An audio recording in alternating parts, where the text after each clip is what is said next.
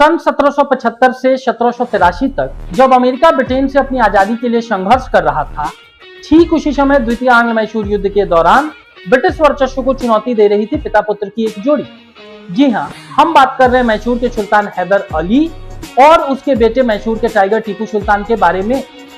वर्ष 1778 में treaty of alliance के अंतर्गत फ्रांस भी अब अमेरिका के साथ मिलकर के ब्रिटेन के खिलाफ युद्ध में उतर चुका था।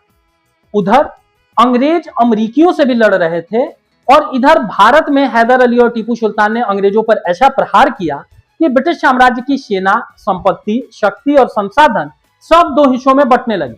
अर्थात कुछ सिपाहियों को आपको उस फ्रंट पर भेजना पड़ा और कुछ को टीपू सुल्तान को टैकल डाउन करने के लिए। इवन पोलीलूर के युद्ध में टीपू सुल्तान के लोहे के रॉकेटों ने अंग्रेजी सेना को हिलाकर रख दिया।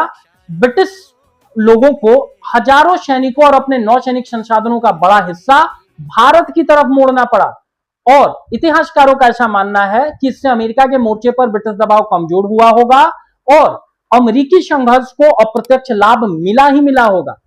इतना ही नहीं, अमेरिका में हैदर अली की वीरता की चर्चाएं होने लगी। उनके सम्मान में अमेरिकी नौसेना के एक युद्धपोत का नाम रख दिया गया हैदर अली। 1782 में इसी जहाज ने ब्रिटिश युद्धपोत जनरल मॉन्क को पराजित कर अमेरिकी नौसैनिक इतिहास की एक यादगार जीत दर्ज की। तो अगली बार डोनाल्ड ट्रंप भारत के बारे में अगर कुछ अनर्गल बोले अथवा किसी अनावश्यक टैरिफ को थोपने की बात भी करें तो उनको कम से कम एक बार ये जरूर सोच लेना चाहिए कि उनके स्वतंत्रता में भारत का भी अप्रत्यक्ष ही सही किंतु बहुत महत्वपूर्ण योगदान रहा हुआ है।